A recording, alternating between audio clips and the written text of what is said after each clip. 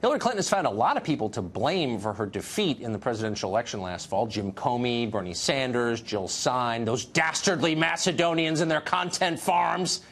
Most people sort of scoff at those explanations. So now Hillary has a different one. She's accusing women of sexism against themselves. Watch this. I think it's about the stage that a young woman finds herself at any particular point in time. Actually, the research is pretty clear. If you're a young, college-educated woman and you are starting off in the workforce, you are pretty much at wage parity with your counterpart, a young male college graduate. By the end of your 20s, you no longer are. Once you decide, if you do, to be married, to have a family, you fall even further behind. You don't yet understand all of the sort of invisible signals and attitudes that are at work that can hold you back. Christy Setzer is a Democratic strategist, president of New Heights Communications, and she joins us tonight. Christy, it's great to see you. It's great to be here. Hard to imagine more patronizing explanation. So here Hillary Clinton loses the majority of married women, women who are out of their 20s, just the majority of them, women who've had the experiences she just described. And she's basically saying, you just don't understand what it's like to be a woman in America. Well, they do, because they are, and they voted against her. I don't think she's patronizing married women. I think she's actually specifically talking to the Bernie supporters who are in their 20s who didn't support her. And look, don't get me wrong. I don't think it's a good idea to tell people who didn't vote for you that they were wrong. I don't think that's actually an excellent strategy. But I will say, as a woman who is 40 years old, that this actually spoke directly to me and my lived experience, which is that, yes, for the early stages of my career, I did believe that I was given every opportunity. By the time I was in my late 20s, I did see the men who had exactly my same level of experience getting tapped for much bigger jobs and very few of the women. So I do think that if you haven't ever experienced that, then you don't actually connect with Hillary on that point. You don't necessarily see her as somebody who has had a lot of sexism thrown at her, had a lot of different challenges thrown at her, and yet she's come out on the other side, she's still fighting, she's still swinging. Well, I can see it spoke to you, but it didn't speak to the majority of women in your position, because they actually didn't vote for her. That's what I found so striking about this. She described this life progression, and when you get to the end of it, you'll know the truth. Well, the women who have actually gotten to the end of it know the truth. They're like, I don't want any more Hillary Clinton. Right. But what struck me even more, though, was her contention in this interview and many others that having a female president is substantively different from having a male president, and we need one. And my impression was we were supposed to believe that the differences between men and women are so minuscule that you can actually change your sex just by saying so. You don't need surgery or anything. You just say, I'm a different sex, and we have to agree that you are, because the differences are so small. She's saying, no, the differences are so profound that you'll have a different country if you have a female president. How does that? No, I'm serious. How does this work? You're conflating two very different things. You're conflating. No, same thing. Okay. Well, let's talk about the idea that you want to vote for somebody who has understood where you're coming from, right? And whether that person is male or female, you want somebody who you think can look at your life and say, I get it. I understand. You probably have the same fears, worries, hopes and aspirations that I do.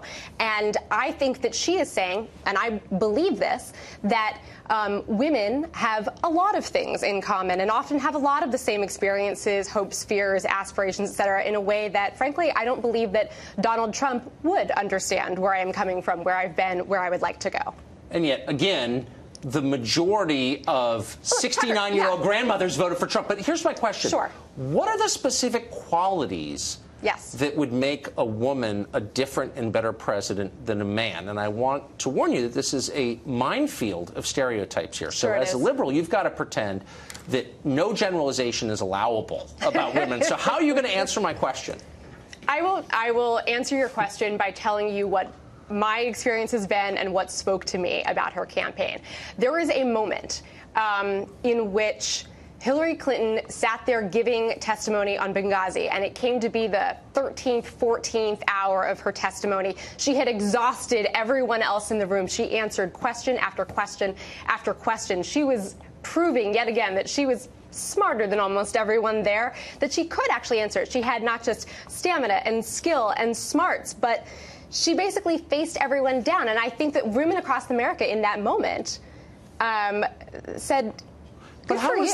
Good for you, lady. So she's got enormous stamina. I've always thought that about her, and she's pretty tough, except when she's playing the victim. But what was specifically female about this? She hit this the whole campaign. It's a glass ceiling. I'm a woman. By the way, I'm a woman. Woman here. Woman. Who cares?